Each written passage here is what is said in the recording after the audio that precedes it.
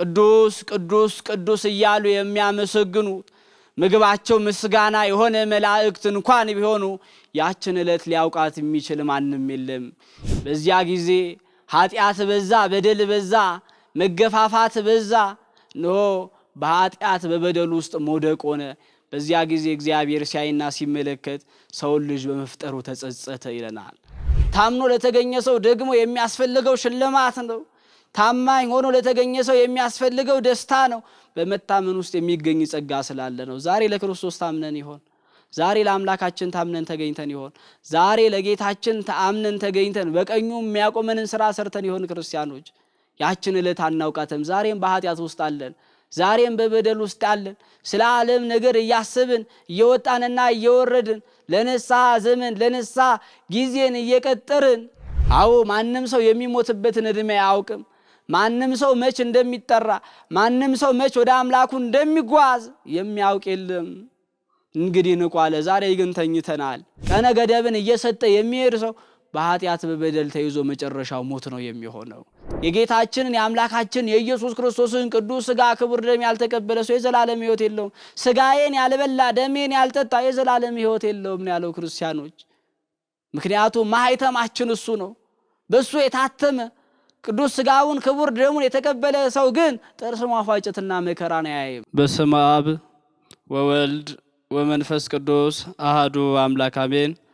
ተባረክ እግዚአብሔር አምላክ አበዊነ ለዘአብጽሐነ እስከዛቲ ሰዓት። ለዚህ ዕለት ያደረሰን የአባቶቻችን አምላክ የእኛም አምላክ ልዑለ ባሕርይ እግዚአብሔር ስሙ የከበረና የተመሰገነ ይሁን። ውድ የባሃ ተዋህዶ ሚዲያ ተመልካቾቻችን በወደደን ባከበረን ፍጹም ፍቅሩን በቀራንዮ መስቀል በገለጸልን በአምላካችን በመድኃኒታችን በኢየሱስ ክርስቶስ ፍጹም ሰላም እንደምን አላችሁ? እንደምን ሰነበታችሁ? እንደምንስ ለዚህ ሰዓት ደረሳችሁ?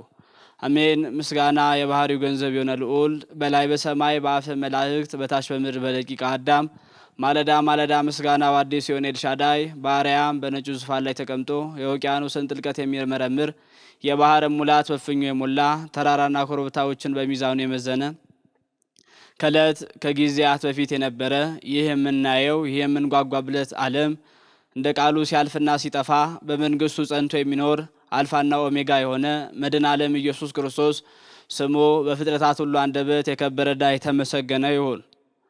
ታላቁ ሊቅ ቅዱስ ኤፍሬም በውዳሴው አክሊለ ምክህነ ወቀዳሚተ መድኃኒትነ ወመሰረተ ንጽህነ ኮነ በማርያም ድንግል እንተ ወለደት ለነ ዘእግዚአብሔር ቃል ብሎ ያመሰገናት የመመኪያችን ዘውድ የድነታችን መጀመሪያ የጨለማውን ዘመን የተሸጋገርንባት ድልድያችን በተራብን ሰዓት በልተን የጠገብንባት መሶባችን በተጠማን ሰዓት ጠጥተን የረካንባት ጽዋችን የእናታችን የንጽሕተ ንጹሐን የቅድስተ ቅዱሳን የድንግል ማርያም ስሟ የከበረና የተመሰገነ ይሁን።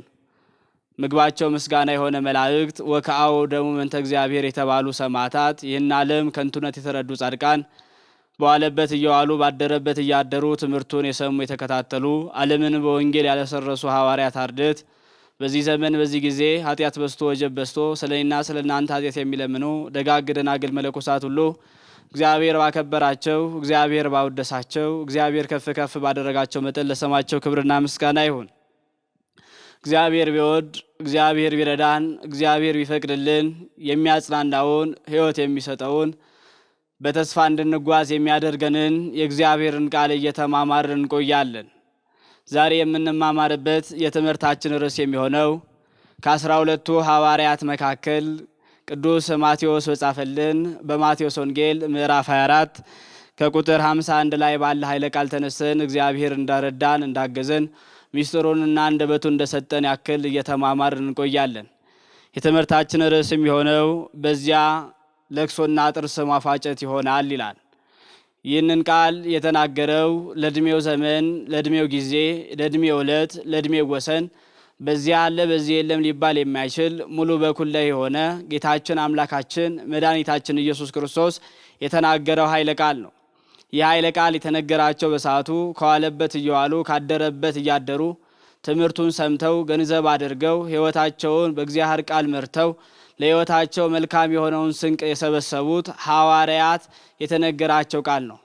ምንም እንኳን በሰዓቱ እነሱ ቢሰሙት እነሱ ቢያደምጡት ለነሱ ቢነገራቸው ተፍጻሜቱ ግን ለሚያምን ሁሉ የተነገረ ኃይለ ቃል ነው። እንግዲህ ጌታችን አምላካችን መድኃኒታችን ኢየሱስ ክርስቶስ በሚያስተምርበት በመዋዕለ ሥጋዌው ወደ ደብረ ዘይት ተራራ በወጣ ጊዜ ስለ ቤተ መቅደስ አሳይቷቸው ሐዋርያት ቤተ መቅደስን አይተው በቤተ መቅደሱ ሕንፃ እየተገረሙ እየተደነቁ ቆመው በነበረበት ሰዓት በዚህ ነገር አትደሰቱ፣ ይህ ነገር ያልፋል ይጠፋል ካላቸው በኋላ እነሆ ድንጋይ በድንጋይ ላይ ሳይነሳ አይቀርም ብሎ በነገራቸው ሰዓት ደቀ መዛሙርት ወደሱ መጥተው ያስተማረው ትምህርት ነው። ከቁጥር 36 ጀምሮ ስናይና ስንመለከት ስለዚያች ቀንና ስለዚያች ሰዓት ማንም ቢሆን አያውቅም ይላል። ስለዚያች ቀንና ስለዚያች ሰዓት የተባለው ስለ ዳግም ምጽአቱ ጌታችን አምላካችን መድኃኒታችን ኢየሱስ ክርስቶስ እልፍ አእላፋት መላእክትን አስከትሎ ለፍርድ የሚመጣባትን ዕለት ስለዚያች ዕለት ብሎ ተናገራት። እንግዲህ ጌታችን አምላካችን መድኃኒታችን ኢየሱስ ክርስቶስ መጀመሪያ ለአዳም በገባው ቃል ኪዳን መሰረት አዳምን ከባርነት ወደ ነጻነት ከኩነኔ ወደ ጽድቅ ያሻገረው ዘንድ ከክብሩ ተዋርዶ ዝቅ ብሎ በከብቶች በረት ተወልዶ በመጀመሪያ መጥቶ ነበረ። እነሆ ለሚሰድቡት እየመረቀ እነሆ የሚገፉትን እያነሳ 33 ዓመት ከ3 ወር በምድር ላይ የተመላለሰበት የመጀመሪያው የመምጣቱ ምክንያት የሰው ልጅ ከውድቀት ሊያነሳው ነው። ሁለተኛው አመጣጡ ግን እንደዚህ አይደለም። እግዚአብሔር ገሃደ ይመጽእ ወአምላክነሂ ያረምም እሳት ይነድድ ቅድሜሁ እንዳለ ቅዱስ ዳዊት እግዚአብሔር በገሃድ ይመጣል ዝምም አይልም ይላል። በገሃድ ሲመጣ አስቀድሞ ከውድቀት እንዳነሳን ወንጌሉ የተመላለሰውን በመልካሙ ጎተራ ሊያስገባው በኃጢአት መንገድ የወደቀውን ደግሞ ወደ ጨለማ ሊፈርድበት ይመጣል። ስለዚያች ቀንና ስለዚያች ሰዓት ማንም ቢሆን አያውቅም አላቸው። መላእክትም ቢሆኑ አያውቁም። ቅዱስ ቅዱስ ቅዱስ እያሉ የሚያመሰግኑት ምግባቸው ምስጋና የሆነ መላእክት እንኳን ቢሆኑ ያችን ዕለት ሊያውቃት የሚችል ማንም የለም።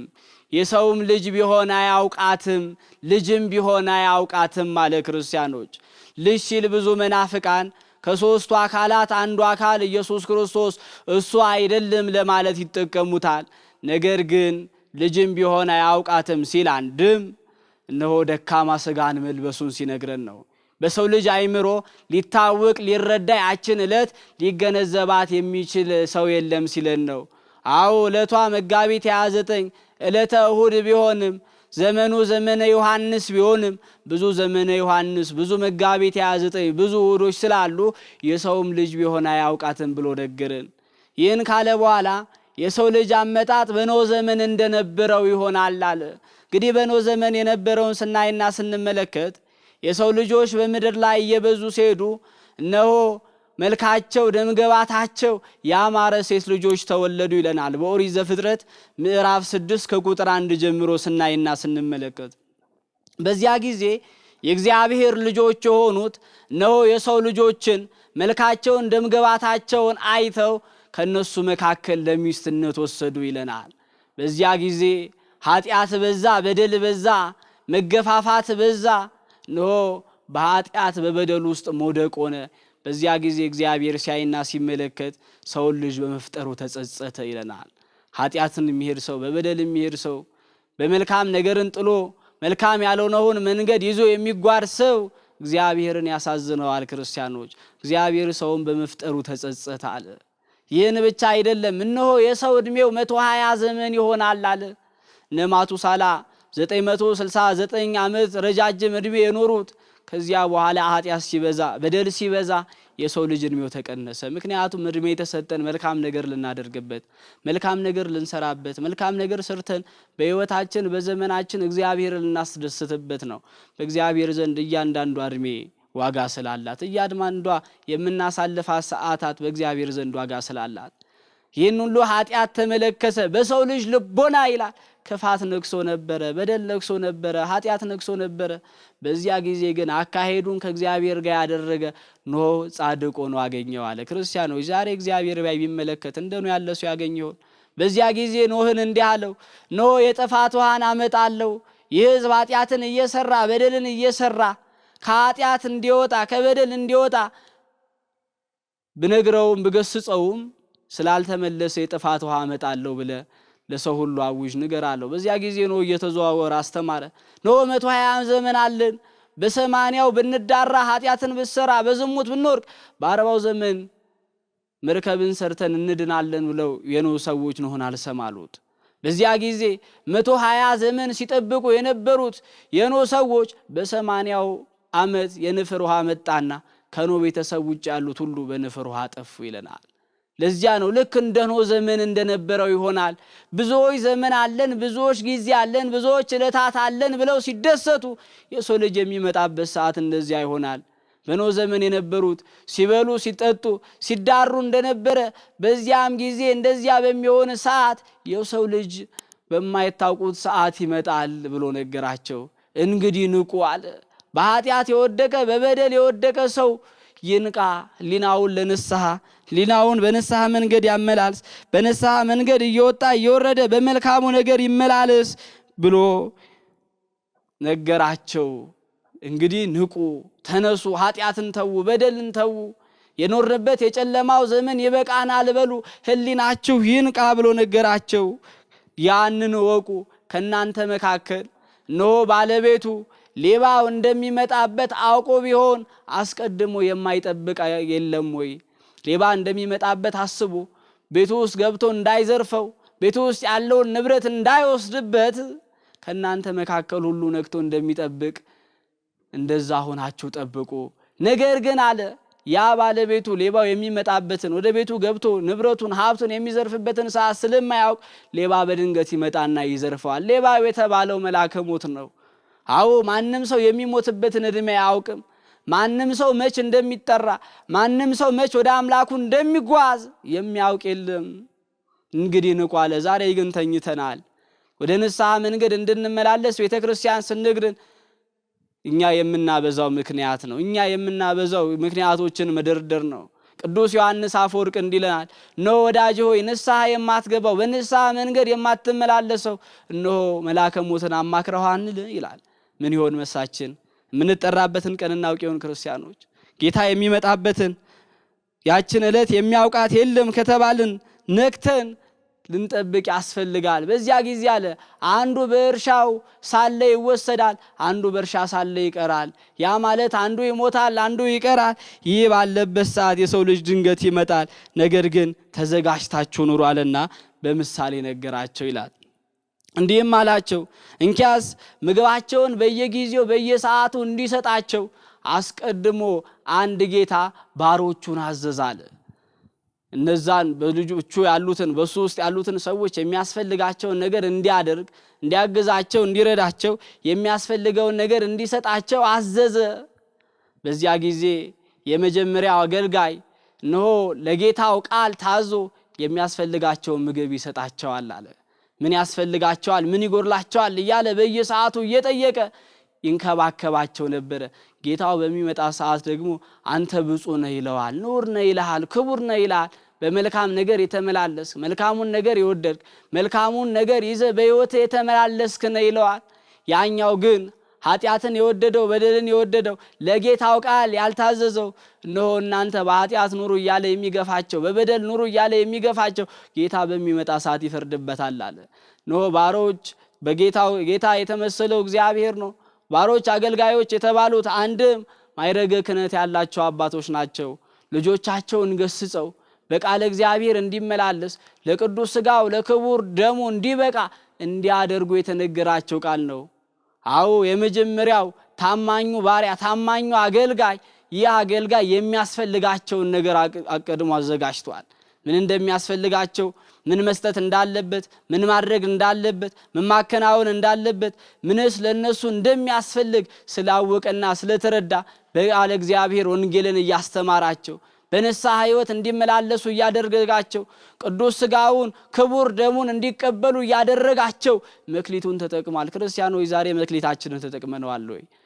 ሐዋርያው ቅዱስ ጳውሎስ ሁሉም ጸጋ ልዩ ልዩ ነው እንዳለ የብዙዎቻችን ጸጋ የተለያየ ሊሆን ይችላል። በጸጋችን ወተን ነግደን አትርፈን ይሆን ወይስ ደግሞ በማቴዎስ ወንጌል በምዕራፍ 25 ከቁጥር 14 ጀምሮ ስናነብ እንደምናገኘው እንደዛ ሀኬተኛው ሰው መክሊታችንን ደብቀን ነው ይሆን? እግዚአብሔር የሰጠን ጸጋ የት ይሆን ያደረግነው? አዎ እነዛ በማቴዎስ ወንጌል ምዕራፍ 25 ላይ ያለውን ስናይና ስንመለከት እነሆ አንድ ንጉሥ ይላል በሱሩ ያሉትን አገልጋዮቹን ወደ ሩቅ አገር ልሄድ ነው፣ በመሰጣችሁ መክሊት ነግዳችሁ ወጥታችሁ አትርፋችሁ ጠብቁኝ ብሏቸው ሄደ ይለናል። ታዲያ የመጀመሪያው 5 ሰጠው፣ ለሁለተኛው 2 ሰጠው፣ ለሶስተኛው 1 ሰጠው። ለመጀመሪያ 5 የተሰጠው ሰው ወጥቶ ወርዶ ነግዶ አትርፎ 5ቱን 10 አድርጎ ጠበቀው ይላል። ሁለተኛው ደግሞ የተሰጠውን 2 መክሊት ይዞ ወጥቶ ነግዶ አትርፎ ባለው 2 መክሊት 2 መክሊት ጨምሮ 4 አድርጎ ጠበቀው። የመጨረሻው ግን 1 መክሊት ያለው የተሰጠው ይህ ሰው ክፉ ስለሆነ እነሆ እኔ እንዳደግ ስለማይፈልግ 1 ሰጠኝ ብሎ ያንን መክሊት ደበቀው አለ። ይህ ሰው ሰነፍ ስለነበረ ነው። ሰነፍ ስንፍናን ያበዛል። ሰነፍ በምክንያት ነው የሚጓዘው። ሰነፍ ሰው ምክንያትን እየደረደረ ለውጥ አይነሳም። ካለበት ነገር ተነስቶ ለስኬት ደረጃ መድረስን አይወድም። በስንፍና የተመሰለው ሰው ያን መክሊቱን ቀበረ ይለናል። ታዲያ ንጉሥ ነው ከሩቅ አገር ሲመጣ እነዛን የሰጣቸውን መክሊት ሊጠይቃቸው ምን አደረጋችሁበት፣ ምን ሰራችሁበት፣ ምን ፈጸማችሁበት ብሎ ሊጠይቃቸው ወደ እነሱ መጣ ይለናል። 5 የተሰጠው ጌታ ሆይ ነው አንተ 5 ሰጠኸኝ ነበረ፣ አንተ በሰጠኸኝ መክሊት ወርጄና ወጥቼ ሰርቼና ለፍቼ 5 ጨምሬአለሁ ብሎ ለጌታው ሰጠው ይላል። ይህ ሰው አያችሁ መልካም ነው። በተሰጠው መክሊት ንጉሱን የሚያስደስት እነሆ አንተ የሰጠኝ ለመልካም ነገር ነው፣ እኔም ደግሞ በዚህ ነገር ራሴን ለውጬ ተገኝቻለሁ ብሎ መልካም የሆነውን 5 መክሊት ጨምሮ አሳየው። በዚህ ጊዜ ንጉሱ ተደሰተ። ነው አንተ ታማኝ ባሪያ ነህ፣ ነው ወደ መልካሙ ወደ ደስታው ቦታ ገባ አለው አለ። ሁለተኛውም እንዲሁ ቀረበ። ጌታ ሆይ 2 ሰጠኸኝ ነበረ፣ አንተ በሰጠኝ 2 ወጥቼ ወርጄ 2 አትርፌ ጠብቄአለሁ አለ።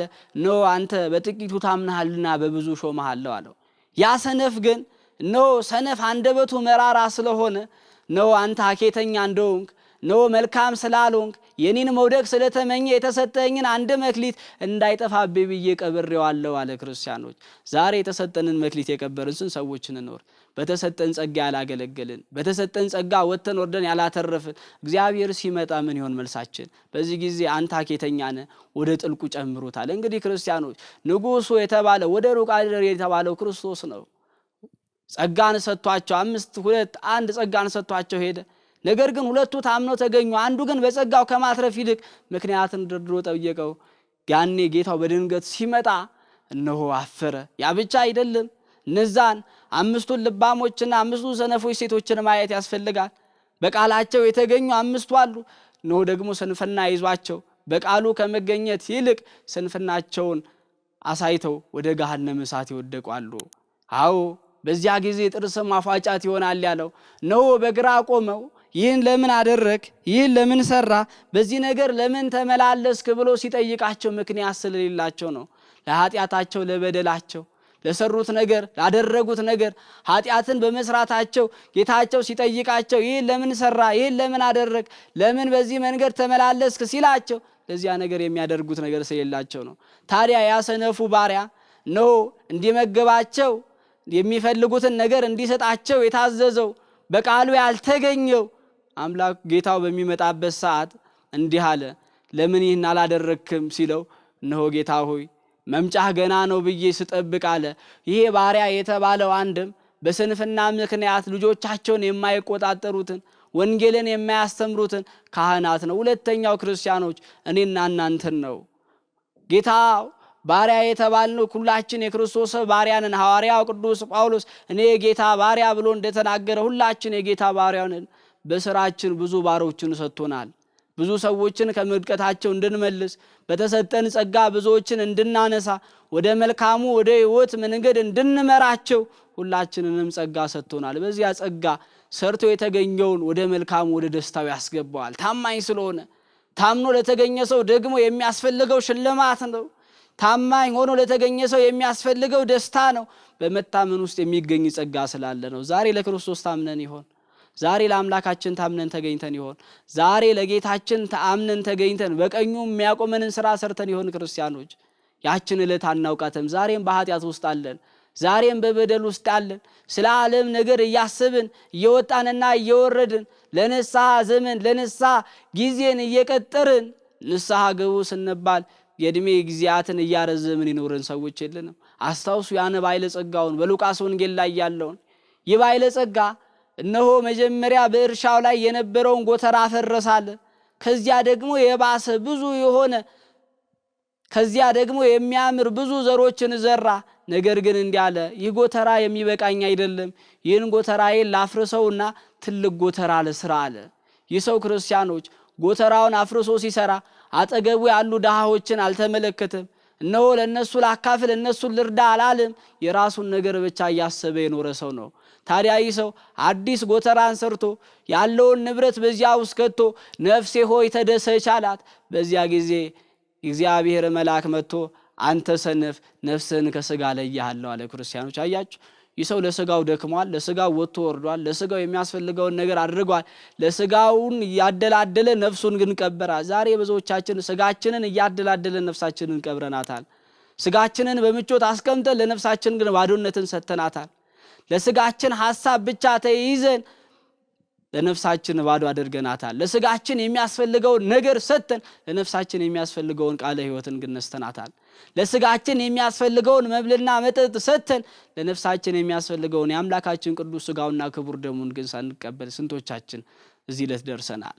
ጥርስ ማፋጨት ይሆናል፣ መከራ ይሆናል። ያ መከራ ደግሞ እንደ ብሉይ ኪዳኑ ዘመን የሚቆም መከራ አይደለም። የብሉይ ኪዳኑ የበደለውም ያልበደለውም በእሳት ይቃጠል ነበረ። ያ ግን ለዘመናት የተወሰነ ነበረ ነው። ጌታችን ኢየሱስ ክርስቶስ በቀራንዮ መስቀል ከተሰቀለ በኋላ ሁሉም ነፍሳት ወጥተዋል። ነገር ግን አሁን ክርስቶስ በጋር ከመጣ በኋላ በቀኝና በግራ አቁሞ ከፈረደ በኋላ ያ ጥርስ መፋጨት የሚቆም አይደለም። ያ መከራ የሚቆም አይደለም። ያ መከራ በዕለታት በዘመናት ተወስኖ ተገድቦ የሚቆይ አይደለም። ለዚያ ነው ጠቅሶና ጥርስ ማፋጨት ይሆናል። እኛ ዛሬ ያለነው የት ላይ ነው? እንደነው ዘመን ሰዎች 120 ዓመት ዘመን ተሰጥቷቸዋል ሲባሉ 80ውን ተዳርተን ኃጢአትን ሰርተን በደልን ሰርተን በ40ው ዘመን መርከብ ሰርተን እንድናለን እንዳሉት እየሆንን ብዙዎች ሲሞቱ እያየን ነው። ቀነ ገደብን እየሰጠ የሚሄድ ሰው በኃጢአት በበደል ተይዞ መጨረሻው ሞት ነው የሚሆነው። ጥርስ ማፋጨት ነው የሚሆነው። ምክንያቱም አምላኩ የሚጠራበትን ቀን አያውቅም። ብዙዎች ወጣት ነን፣ ብዙዎች እድሜያችን ገና ነው፣ ብዙዎች የንስሐ እድሜ አለን ብለው ነገር ግን ሲሞቱ አይተናል። ክርስቲያኖች የእኛስ ዕጣ ፈንታ ምንድን ነው? የእኛስ ዋስትናችን ምንድን ነው? የእኛስ ኋላ የሚያጋጥመን ነገር? አሁን ሐዋርያው ቅዱስ ጳውሎስ የመዳን ቀን አሁን ነው እንዳለን አሁን ንስሐ ካልገባን መች ልንገባ ነው? መች በንስሐ ሕይወት ልንመላለስ ነው? መችስ ደግሞ የአምላካችንን የኢየሱስ ክርስቶስን ቅዱስ ሥጋውንና ክቡር ደሙን ልንቀበል ነው? ይህን ያላደረገ ሰው ጥርስ ማፋጨት ይሆናል። ምክንያቱም የጌታችንን የአምላካችን የኢየሱስ ክርስቶስን ቅዱስ ሥጋ ክቡር ደም ያልተቀበለ ሰው የዘላለም ሕይወት የለውም። ሥጋዬን ያልበላ ደሜን ያልጠጣ የዘላለም ሕይወት የለውም ነው ያለው። ክርስቲያኖች ምክንያቱም ማኅተማችን እሱ ነው። በእሱ የታተመ ቅዱስ ሥጋውን ክቡር ደሙን የተቀበለ ሰው ግን ጥርስ ማፋጨትና መከራን አያይም። ምክንያቱም ከኃጢአት ስሬት ነፃ የሚያደርገውን የአምላኩን ቅዱስ ሥጋና ክቡር ደሙን ስለተቀበለ። ስለዚህ ሁላችን ልንነቃ ያስፈልጋል። የዕድሜው ዘመን የምንጠራበትን ስለማናቅ ማን በስንት ዓመቱ እንደሚሞት ስለማያውቅ በንስሐ መንገድ እየተመላለሰ በንስሐ ሕይወት እየወጣ እየወረደ የንስሐን ሕይወት መንገድ አድርጎ እየተጓዘ ዘላለማዊ ሕይወትን ልናገኝ ያስፈልጋል። ነገር ግን ኃጢአትን እየሰራን በደልን እየሰራን መልካሙን መንገድ ጥለን በመጥፎ መንገድ ጠባቢቷን መንገድ ጥለን በሰፊው መንገድ የምንጓዝ ከሆነ ወንጌል ያለችንን 6ቱ ቃላት 10ቱን ቃላተ ኦሪትን ጥለን ከሱ ውጭ የምንመላለስ ከሆነ ግን ጥርስ ማፋጨትና መከራ ወዳለበት ወደ ጥልቁ እንጣላለን። በዚያ እረፍት የለም። ክርስቲያኖች በዚህ ዓለምም ሳይሞላልን በሰማዩ የሚያጣን መሆን የለብንም። ከሁለቱም ማጣት ደግሞ ባዶነት ነው። ይህ ዓለም ጊዜያዊ ነው፣ ያ ግን ዘላለማዊ ነው። ይህ ዓለም ዕለታዊ ነው፣ ያ ግን በዕለታት የሚወሰን አይደለም። ታዲያ የቱ ይበልጥብናል? በማስተዋል ልንሄድ ያስፈልጋል። ማስተዋልን ገንዘብ ልናደርግ ያስፈልጋል። በንስሐ ሕይወት ተመላልሰን ጥርስ ማፋጨትና ለቅሶ የሌለበትን አለማየት ነው የሚያስፈልገው። ክርስቲያኖች ለዚህ ነው በኃጢአት መንገድ የሄዱ በበደል መንገድ የሄዱ የኖህ ዘመን ሰዎች ለንስሐ ዕድሜ ሲቀጥሩ እንደጠፉ ዛሬም በንስሐ ዕድሜ እንዳንመላለስ ለንስሐ ዕድሜ ቀነ ገደብ እየሰጠን የምኖር ሰዎች መጨረሻችን ጥፋት ነው። ስለዚህ ሁላችን ኃጢአትን ጥለን በደልን ጥለን በንስሐ መንገድ ተመላልሰን የዘላለማዊ ሕይወትን ይዘን እንድንድን አምላከ ቅዱሳን ይፍቀድልን። ያስተማረን የመከረን የገሰጸን የአባቶቻችን አምላክ የኛም አምላክ ለባህሪ እግዚአብሔር ስሙ የከበረ የተመሰገነ ይሁን። ይቆየን።